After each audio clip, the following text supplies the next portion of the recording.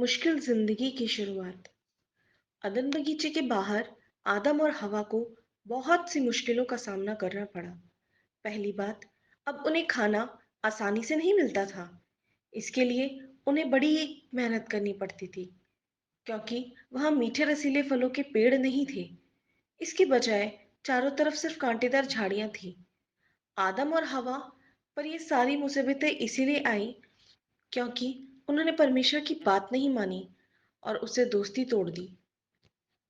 लेकिन उससे भी बुरा यह हुआ कि अब आदम और हवा हमेशा तक के लिए नहीं जी पाते।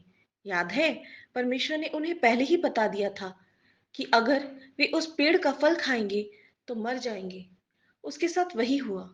जिस दिन से उन्होंने वह फल खाया, उस दिन से वे बूढ़े होने लगे और आखिर में मर गए। सच, परमेश्वर की बात ना मानकर उन्होंने कितनी बड़ी भूल की।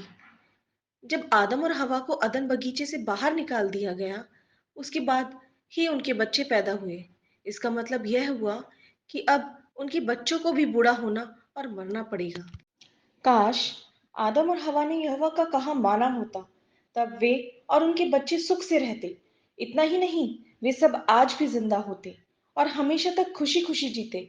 फिर ना तो कोई बीमारी होती, ना कोई बूढ़ा होता, यहाँ तक कि कोई मरता भी नहीं। परमेश्वर चाहता है कि सब लोग खुशी से रहें। वह वादा करता है कि एक दिन ऐसा जरूर होगा, तब ना सिर्फ पूरी धरती खूबसूरत बन जाएगी, बल्कि सभी इंसानों की सेहत भी अच्छी हो जाएगी और सब एक दूसरे के अच्छे दोस्त बन जाएंगे। साथ ही परमेश्वर के संग भी उनकी दोस्ती हो जाएगी।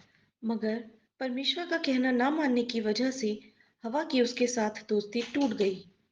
इसीलिए जब उसने बच्चों को जन्म दिया, तो परमेश्वर ने उसकी मदद नहीं की। इस वजह से उसे बहुत दर्द हुआ। देखा, परमेश्वर की बात ना मानने से क्या हुआ। आदम और हवा के कई बेटे और बेटियां हुईं। उन्होंने अपने पहले बेटे का नाम कैन रखा और दूसरे बेटे का हाबिल। क्या आप जानना चाहेंगे कि कैन और हाबिल के साथ क्या हुआ? जानेंगे अगले भाग में।